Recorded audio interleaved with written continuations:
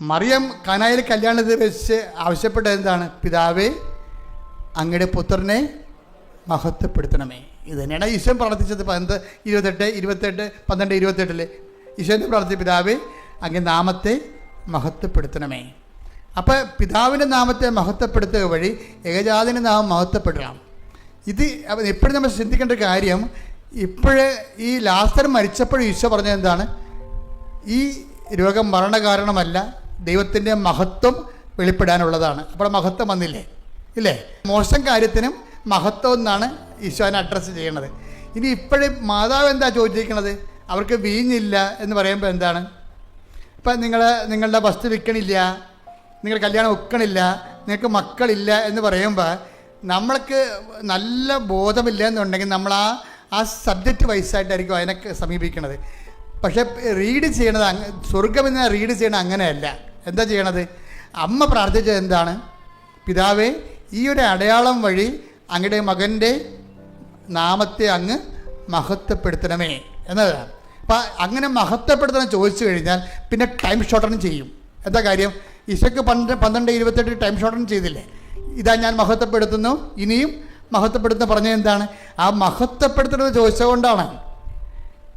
മനസ്സിലായില്ലേ? എപ്പോഴും നമ്മൾ ശ്രദ്ധിക്കേണ്ട ഇതാണ്, നമ്മളുടെ ഓരോ വിഷയത്തിലും അതിൻ്റെ ബേസിക് എന്ന് പറയുന്നത് ദൈവത്തിൻ്റെ മഹത്വമായിരിക്കണം.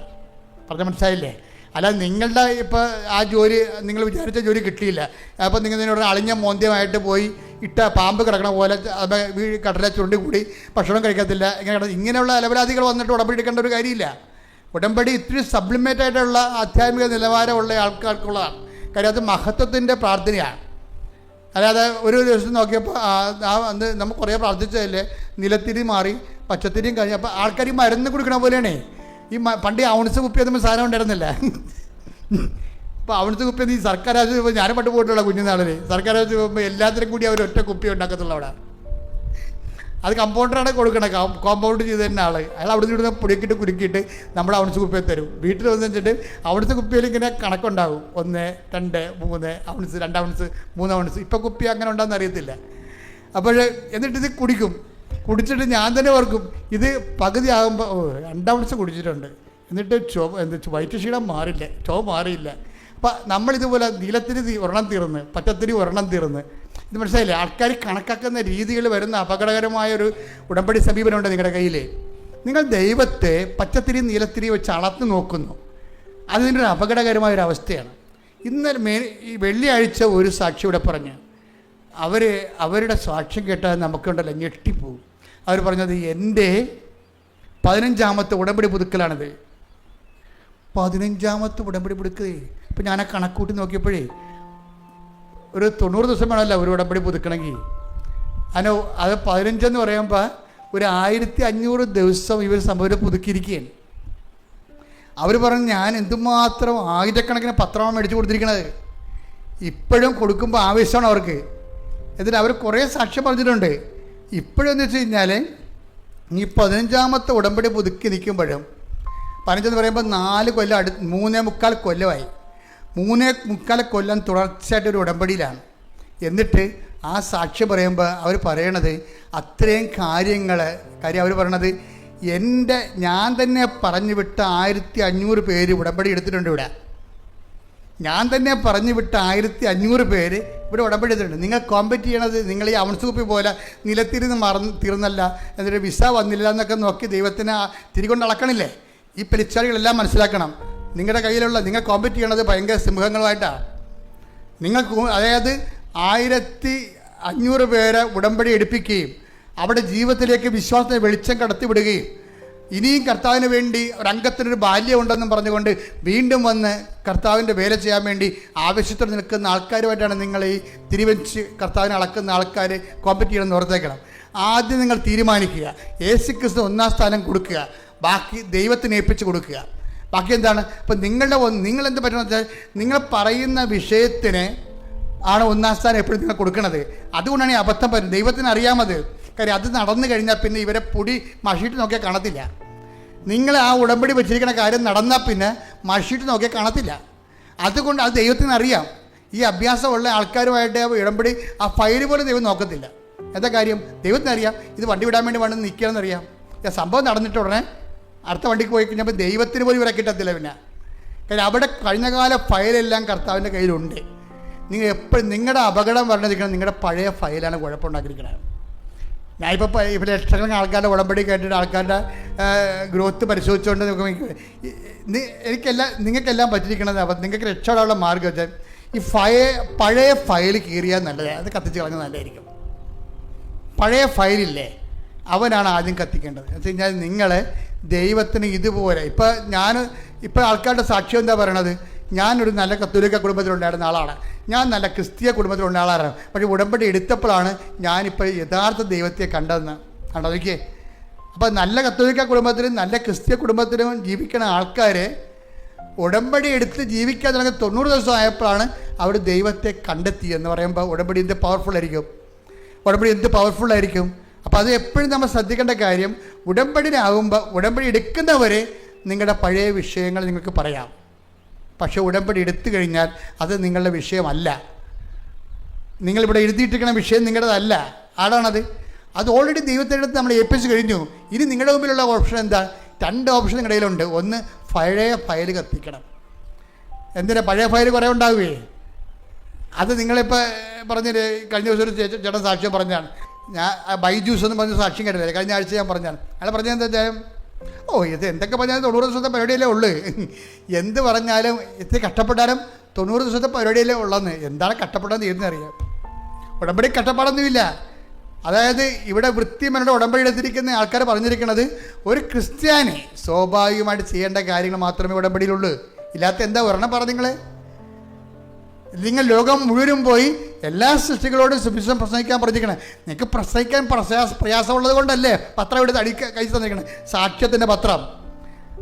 ഒരു 10-100 സാക്ഷ്യത്തിൻ്റെ പത്രം തന്നിരിക്കണം. എന്താ കാര്യം? പ്രസംഗിക്കാൻ പറ്റത്തില്ല. പക്ഷെ ഇപ്പോൾ ആൾക്കാർ ചെയ്യണം എന്താണെന്നറിയാമോ? അവർക്ക് കാര്യങ്ങൾ മനസ്സിലായി. പത്രം എന്തിനാണ്? പത്രത്തെ ഉള്ള വിശദീകരിക്കും. അവരുടെ ജീവിതം തന്നെ അനുഭവങ്ങൾ പറഞ്ഞു കൊടുത്തിട്ടാണ് ആൾക്കാർ പറയണത്. എനിക്ക് തോന്നുന്നു പലപ്പോഴും എനിക്ക് തോന്നി മറുനാടൻ മലയാളികളാണ് പലപ്പോഴും ഉടമ്പടിയിൽ ഒരു 10 പോയിൻ്റ് കൂടെ നിൽക്കണേ. ഞാൻ ഓരോ രാജ്യങ്ങളിലൊക്കെ ചെല്ലുമ്പോൾ എനിക്ക് മനസ്സിലാകണത് അവിടെ കാര്യം അവരെല്ലാവരും തന്നെ അഖണ്ഡജപമാല ഉപയോഗിക്കുന്നവരാണ്. 1000 മണി അഖണ്ഡജപമാല ഉപയോഗിക്കുന്നവരാണ്. അതിൽ മുടങ്ങാതെ വരുന്നവരാണ്. അതുപോലെ മാതാവിൻ്റെ എല്ലാ ദിവസവും അതുപോലെ തന്നെ ആചരിച്ചു പോകുന്ന കൂട്ടായ്മകൾ നമുക്ക് പല രാജ്യങ്ങളും ഉണ്ട്. ഞാൻ പിന്നെ അതിനെ ബൂസ്റ്റ് ചെയ്യാത്തതിൻ്റെ കാരണം എന്നോടത് ബൂസ്റ്റ് ചെയ്യാൻ കർത്താവ് അത് പ്രധാനപ്പെട്ട കാര്യം മിനിസ്ട്രിയായിട്ട് എടുക്കാൻ അമ്മ പറഞ്ഞിട്ടില്ല. അതുകൊണ്ടാണ് ഞാൻ അധികം ബൂസ്റ്റ് ചെയ്യാത്തത്. വല്ലപ്പോഴൊക്കെ ഒന്ന് യൂറോപ്പിൽ പോയി ഒരു ധ്യാനം എടുക്കുക എന്നല്ലാതെ ആ സ്ഥിരം പരിപാടി എടുത്തിട്ടില്ല. അതെടുക്കാൻ തന്നെ കാരണം തന്നെ ഈ ശുശ്രൂഷകൾ ഇവിടെ നടക്കേണ്ടതാണ്. പകുതി മുക്കാലും അമ്മ പ്രത്യക്ഷപ്പെട്ട ഇടം ഇതല്ലേ. അപ്പം അതുകൊണ്ട് തന്നെയാണ് ഈ പ്രത്യക്ഷീകരണത്തിനൊരു ആനുകൂല്യം നമുക്കുണ്ട്. അതുകൊണ്ടാണ് ഈ മറ്റുള്ളവർ ഇവിടെ നാട്ടിൽ വന്നിട്ട് ആദ്യം നെടുമ്പാശ്ശേരി വന്ന് ഇറങ്ങിയിട്ട് നേരെ ഇവിടെ വരേണ്ട കാര്യം എന്താ? ആ ഒരു പ്രത്യക്ഷീകരണത്തിൻ്റെ ഒരു ആനുകൂല്യമുണ്ട് ഇവിടെ. അപ്പം നമ്മൾ അമ്മയോട് ഒരു കാര്യം അമ്മയുടെ മാധ്യസ്ഥ ചോദിക്കണത് എന്താണ്? അമ്മയുടെ പ്രത്യക്ഷീകരണത്തിൻ്റെ അടിസ്ഥാനത്തിലാണ് ചോദിക്കണത്. കാര്യം എന്താണ്? ഉടമ്പടി പോലും അമ്മയുടെ പ്രത്യക്ഷീകരണത്തിൻ്റെ അടിസ്ഥാനത്തിലാണ് നമുക്ക് തന്നിരിക്കുന്നത്. അമ്മയുടെ പ്രത്യക്ഷീകരണത്തിൻ്റെ അടിസ്ഥാനത്തിലാണ് ഉടമ്പടി തന്നിരിക്കുന്നത്. അല്ല കൃപാസനം ഉണ്ടായിട്ട് 30 കൊല്ലം കഴിഞ്ഞ് ഇതിൽ ഇത്രയും നാളായിട്ട് ഉടമ്പടി തന്നിട്ടില്ല. 2016 ഉടമ്പടി തന്നത്. ആ 2015 ഉടമ്പടി തന്നത്. ആ പ്രത്യക്ഷീകരണത്തിൻ്റെ സ്ഥലത്ത് ഞാൻ മാതാവിനെ പ്രതിഷ്ഠിച്ച് കഴിഞ്ഞപ്പോൾ ധൂപം ചാർത്തിട്ട് പ്രത്യക്ഷീകരണ പ്രാർത്ഥന ചൊല്ലി കഴിഞ്ഞപ്പോഴാണ് 6 മാസത്തിൽ ഉടമ്പടി തന്നത്. അതൊക്കെ മുമ്പ് ഞാൻ ഇവിടെ ഇല്ലേ, അതൊക്കെ മുമ്പ് ഈ ബലിപീഠമില്ലേ, ഈ സ്ഥലമില്ലേ, എല്ലാം ഉണ്ട്. പക്ഷെ പ്രത്യക്ഷീകരണത്തിന് ഭയങ്കര പവറാണ്. അപ്പോൾ ദൈവം ആഗ്രഹിക്കുന്നുണ്ട് പ്രത്യക്ഷീകരണം ലോകം മുഴുവൻ ചർച്ച ചെയ്യപ്പെടാൻ വേണ്ടിയും ഔദ്യോഗികമായ സഭ ഏറ്റെടുക്കാൻ വേണ്ടിയും. അപ്പം നിങ്ങൾ പ്രാർത്ഥിക്കേണ്ടത് എന്തിനാണ്? മാതാവേ, പ്രത്യക്ഷീകരണത്തിനെ സഭ ഏറ്റെടുത്തുകൊണ്ട് ഞങ്ങളുടെ പ്രവർത്തനങ്ങൾ വഴി ദൈവപിതാവിൻ്റെ ഇഷ്ടം മഹത്വപ്പെടാൻ ഇടയാക്കണമേ എന്ന് പ്രാർത്ഥിച്ച്, കർത്താവേ പ്രത്യക്ഷീകരണത്തിന് എൻ്റെ ദൈവിക ലക്ഷ്യം സഭ ഏറ്റെടുത്തുകൊണ്ട് ഞങ്ങളുടെ പ്രവർത്തനങ്ങൾ വഴി ദൈവപിതാവിന്റെ തിരുമനസ്സ് നിറവേറി പിതാവായ ദൈവവും ഏകജാതനും മഹത്വപ്പെടാൻ വേണ്ടി കാനായിലെ കുടുംബത്തിൽ നിൽക്കുന്നതുപോലെ ദൈവ മഹത്വത്തിന്റെ മധ്യസ്ഥയായി പരിശുദ്ധ അമ്മയെ പരിശുദ്ധ അമ്മയെ നീ അടയാളപ്പെടുത്തിയതുപോലെ പ്രത്യക്ഷപ്പെട്ട അമ്മയുടെ പ്രത്യക്ഷീകരണത്തിന്റെ അടിസ്ഥാനത്തിലെ ഉടമ്പടി ചെയ്തിട്ടുള്ള മക്കൾക്ക് അടയാളം ലഭിച്ചുകൊണ്ട് ദൈവനാമത്തെ മഹത്വപ്പെടുത്തണമേ.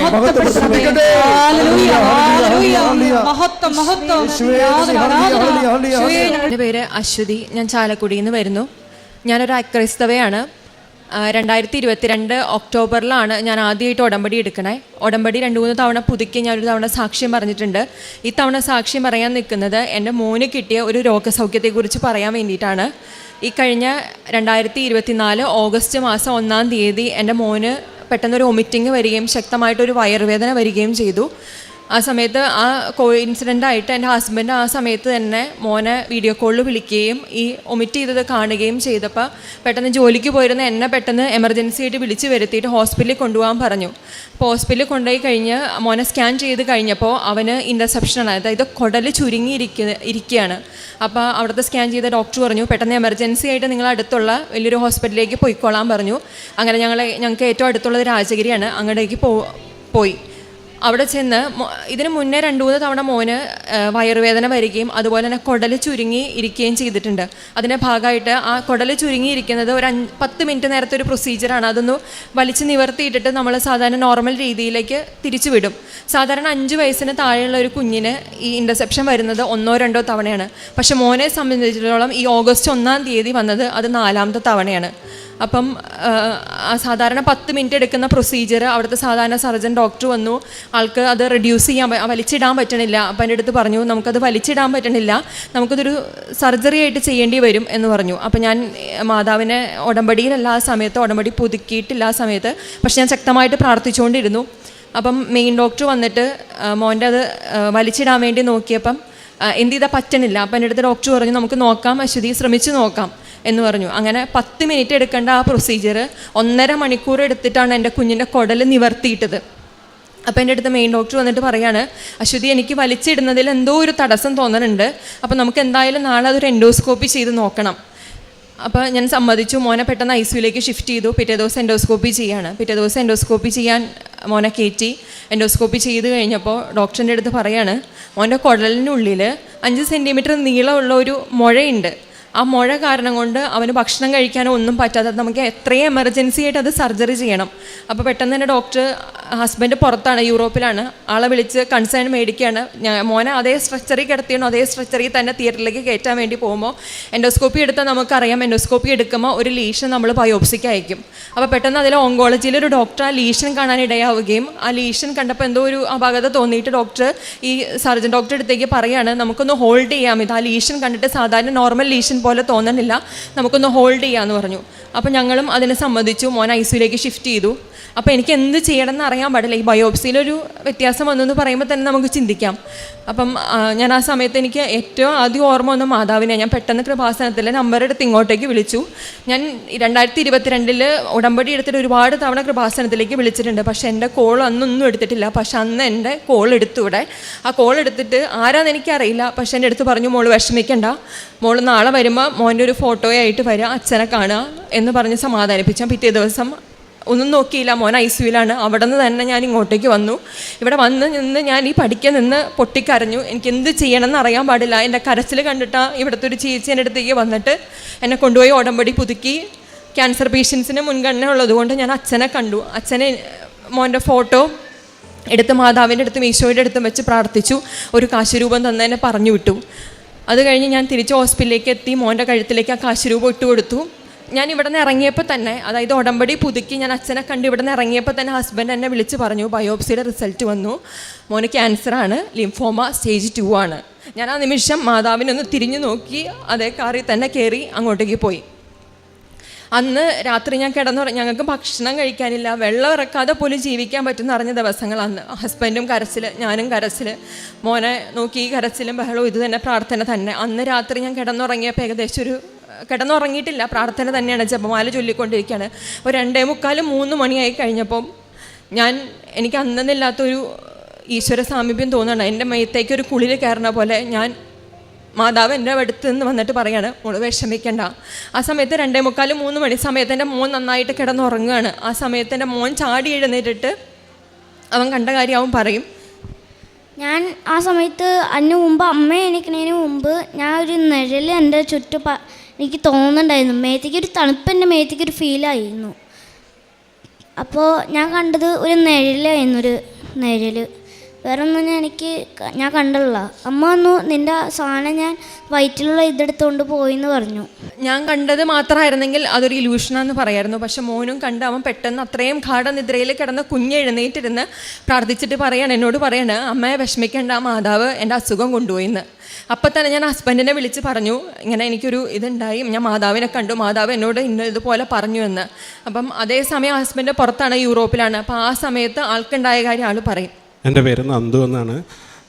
ഞാൻ യൂറോപ്പിലാണ് വർക്ക് ചെയ്യുന്നത്. അപ്പോൾ നമ്മുടെ ഇവിടുത്തെ സമയമായിട്ടൊരു 4.5 മണിക്കൂറിൻ്റെ വ്യത്യാസമുണ്ട് അവിടെ. അപ്പോൾ ഇവിടെ ഈ സ്വപ്നമാണോ നേരിട്ട് കണ്ടതാണോ എന്ന് അറിയാതെ ഇവിടെ എന്നെ ആ സമയത്ത് വിളിച്ചായിരുന്നു.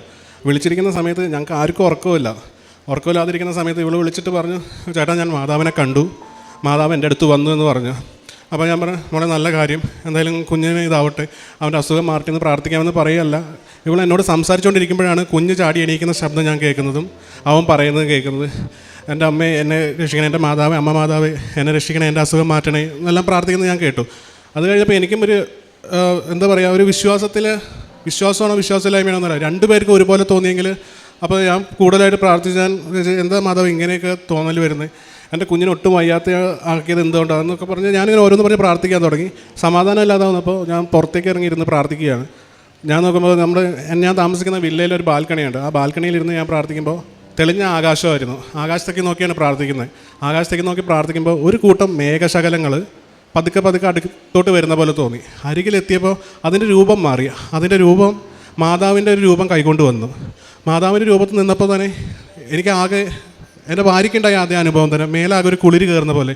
ഞാൻ അതേ പിന്നെ തന്നെ മുട്ടയെ കുത്തി ഞാൻ മാതാവിനോട് പറഞ്ഞു, എൻ്റെ മാതാവേ, എൻ്റെ കുഞ്ഞിനെ കാത്തോളണേ, നീ കണ്ട സങ്കടം, നീ അറിഞ്ഞ വിഷമം അത് ഞങ്ങൾക്ക് തരരുത്, ഞങ്ങളുടെ ആകെയുള്ള വെളിച്ചമാണ് അവനെ എടുത്തരുത്, അവനെ കാത്തോളണേ എന്ന് പറഞ്ഞ് ഞാൻ എൻ്റെ ഭാര്യയെ വിളിച്ച് കാണിച്ചു. വീഡിയോ കോൾ എടുത്ത് കാണിക്കാനായിട്ട് നോക്കി, പക്ഷേ വീഡിയോയിലൊന്നും എനിക്കത് കിട്ടുന്നുണ്ടായിരുന്നില്ല. അത് കഴിഞ്ഞ് മാതാവിൻ്റെ രൂപം മാഞ്ഞു പോയിട്ട് അവിടെ വന്നത് യേശു അപ്പാടെ രൂപമാണ് വന്നത്. അപ്പോൾ കൂടുതൽ എനിക്ക് അറിയത്തില്ല എന്താ പറയേണ്ടത്, എങ്ങനെ പറയേണ്ടതെന്ന് അറിയത്തില്ല. എനിക്ക് മേലാകെ ഒരു വേറെയിലായിട്ടാണ് വന്നത്. അത് കഴിഞ്ഞ് ഞാൻ അവളോട് പറഞ്ഞു, മോൻ്റെ കാര്യത്തിൽ പേടിക്കണ്ട, 2 പേരാണ് വന്നത്, മാതാവും വന്നു, ഈശോയും വന്നു. പക്ഷെ ഞാൻ കണ്ട ആ രൂപത്തെ എനിക്ക് ആരോട് പറഞ്ഞാലും ആരും വിശ്വസിക്കില്ല. ഞാൻ അങ്ങനെ ഒരു രൂപം ഞാൻ കണ്ടിട്ടില്ല. ഞാൻ കപ്പേളകളിൽ കണ്ടിട്ടുള്ള മാതാവിൻ്റെ രൂപം അതല്ല, ഫോട്ടോകളിൽ കണ്ടിട്ടുള്ള മാതാവിൻ്റെ രൂപം അതല്ല, പള്ളികളിൽ കാണുന്ന പ്രതിമ രൂപങ്ങളും അതൊന്നുമല്ല. ഞാൻ ആദ്യമായിട്ട് അങ്ങനെ ഒരു രൂപം കാണുന്നത്. എനിക്കറിയില്ല, എനിക്ക് വരയ്ക്കാനൊന്നും അറിയില്ല. വരയ്ക്കാൻ അറിഞ്ഞിരുന്നെങ്കിൽ ഞാനത് വരച്ചു വെച്ചേനെ. എല്ലാം പറഞ്ഞ് സങ്കടപ്പെട്ട് എന്തായാലും മാതാവിൻ്റെ ഒരു അനുഗ്രഹം എന്തായാലും നമ്മുടെ കുഞ്ഞിനുണ്ടാവും എന്ന് പറഞ്ഞ് ഞാൻ അവളോട് പറഞ്ഞ് ഫോൺ വെച്ചു. എനിക്ക് എത്രയും പെട്ടെന്ന് നാട്ടിലെത്തേണ്ട അവസ്ഥയാണ്. കാരണം എൻ്റെ കുഞ്ഞ് ആശുപത്രിയിൽ ICUയിൽ കിടക്കുകയാണ്. എൻ്റെ വിസയാണെങ്കിൽ റിന്യൂ ചെയ്യാൻ കൊടുത്തിട്ട് 3 മാസത്തോളമായിട്ട് റിന്യൂ ചെയ്ത് കിട്ടിയിട്ടില്ല. മാതാവിൻ്റെ കൃപയാൽ അത് 2 ദിവസത്തിനുള്ളിൽ, ഈ പ്രശ്നങ്ങളെല്ലാം നടക്കുമ്പോൾ 2 ദിവസത്തിനുള്ളിൽ എൻ്റെ വിസ റെഡിയാവുകയും വിസ റെഡിയായിട്ട് എനിക്ക് നാട്ടിലെത്തിച്ചേരാൻ പറ്റി. എൻ്റെ കയ്യിൽ ശമ്പളമൊക്കെ തീർന്നിരിക്കുന്ന സമയമായിരുന്നു. എൻ്റെ കമ്പനി മുൻകൈ എടുത്ത് ടിക്കറ്റ് എല്ലാം എടുത്ത് തന്ന് എത്രയും പെട്ടെന്ന് എത്തിക്കാൻ പറ്റുമോ അത്രയും പെട്ടെന്ന് എൻ്റെ കുഞ്ഞിൻ്റെ അടുത്ത് എത്തി. ഞാനങ്ങനെ ഓഗസ്റ്റ് 9-ാം തീയതി ഇവിടെ വന്ന് രാജഗിരി ഹോസ്പിറ്റലിൽ എൻ്റെ മോൻ കിടക്കുന്ന റൂമിൽ വന്ന് അവിടെ ഇരിക്കുമ്പോൾ എൻ്റെ വൈഫ് ഇവിടെ വന്ന് പോയപ്പോൾ കിട്ടിയ ഇവിടുത്തെ കൃപാസനം പത്രം ഉണ്ടായിരുന്നു കയ്യിൽ. ആ പത്രത്തിൽ ഞാൻ ഏത് മാതാവിനെയാണോ ഏത് രൂപത്തിലാണോ കണ്ടത് ആ മാതാവിൻ്റെ ഫോട്ടോയാണ് ആദ്യത്തിലെ ഇതിൽ പ്രിൻ്റ് അടിച്ചു വന്നിരിക്കുന്നത്. അതെല്ലാവരെയും കാണിക്കാനായിട്ട് ഞാൻ ഇവിടെ കൊണ്ടുവന്നിട്ടുമുണ്ട്. ആഗസ്റ്റ് മാസത്തിലെ എഡിഷനാണിത്. ഓഗസ്റ്റ് മാസത്തിൽ ഞാൻ കണ്ടതിന് മുന്നെയാണ് ഇത് പ്രിൻ്റ് ചെയ്ത് വന്നിരിക്കുന്നത്. ഞാൻ ഇവിടെ വന്നപ്പോൾ പറഞ്ഞു, ഇതാണ് ഞാൻ കണ്ട മാതാവ്, ഈ മാതാവിനെയാണ് ഞാൻ കണ്ടത്. ഇനി നമുക്ക് പേടിക്കണ്ട, നമ്മുടെ കുഞ്ഞിൻ്റെ കാര്യം മാതാവ് നോക്കിക്കോളും. എല്ലാം പറഞ്ഞ പോലെ തന്നെ 6 മാസം പറഞ്ഞ ട്രീറ്റ്മെൻറ്റ് 4 മാസം കൊണ്ട് എൻ്റെ കുഞ്ഞിന് അസുഖം ഭേദമാക്കി കൊടുത്തു. ബാക്കി എൻ്റെ ഭാര്യ പറയും.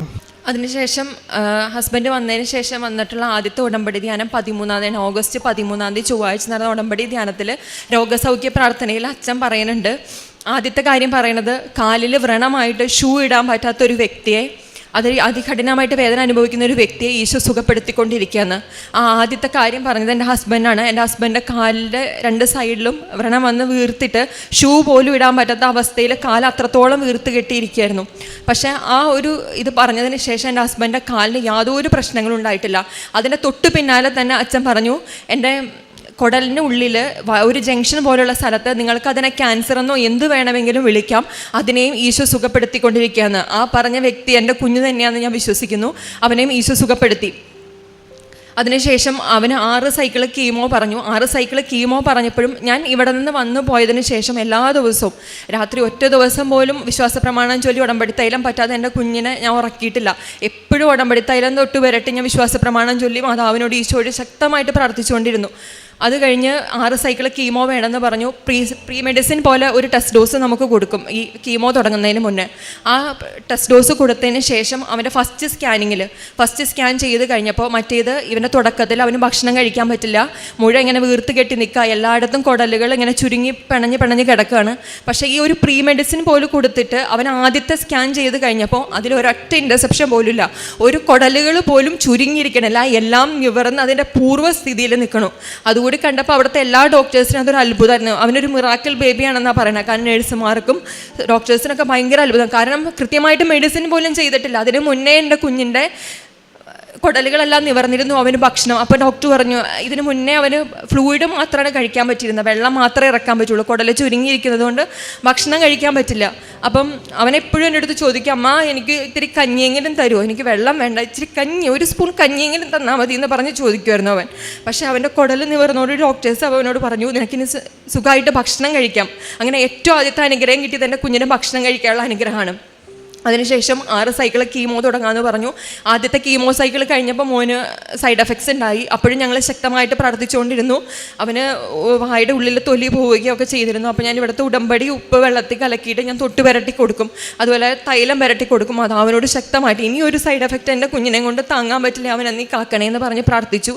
അതിൻ്റെ ഫലമായിട്ട് തുടർന്നുള്ള സൈക്കിളുകളിൽ അവന് യാതൊരു സൈഡ് എഫക്റ്റ്, ഡോക്ടേഴ്സിന് വരെ അത്ഭുതമാണ്. കാരണം ഒരു സൈക്കിൾ കഴിഞ്ഞ് ഒരു സൈക്കിൾ കഴിഞ്ഞ് കഴിയുമ്പോൾ അവൻ അപ്പോൾ തന്നെ അതിൻ്റെ സൈഡ് എഫക്റ്റുകൾ തുടങ്ങും. പക്ഷേ എൻ്റെ കുഞ്ഞിന് ഒരു സൈഡ് എഫക്റ്റും അധികം വരാതെ മാതാവ് അവനെ കാത്തു.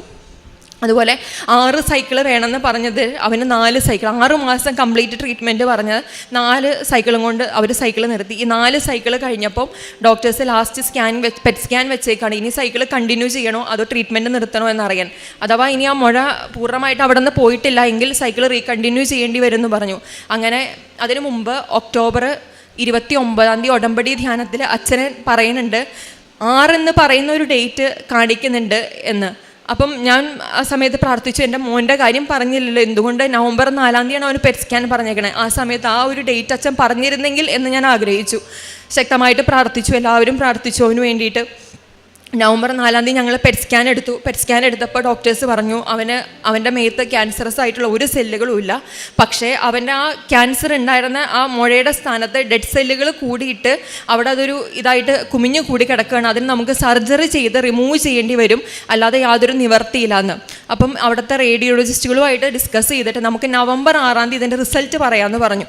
അങ്ങനെ ഞങ്ങൾ വീട്ടിലേക്ക് തിരിച്ചുപോയി പ്രാർത്ഥിച്ചുകൊണ്ടേയിരുന്നു. നവംബർ 6 വന്നു കഴിഞ്ഞപ്പോൾ ഡോക്ടറിൻ്റെ അടുത്ത് പറഞ്ഞു ഇതിൻ്റെ റിസൾട്ട് കൊണ്ട് നമുക്ക് കൃത്യമായിട്ട് പറയാൻ പറ്റില്ല, പക്ഷേ നമുക്കൊരു USG കൂടി എടുത്ത് നോക്കാമെന്ന് പറഞ്ഞു. അങ്ങനെ USG എടുക്കാൻ ഞാൻ ശക്തമായിട്ട് പ്രാർത്ഥിച്ചുകൊണ്ടിരുന്നു, മാതാവിനൊരു അടയാളം കാണിക്കണേ എന്ന് പ്രാർത്ഥിച്ചുകൊണ്ടിരുന്നു.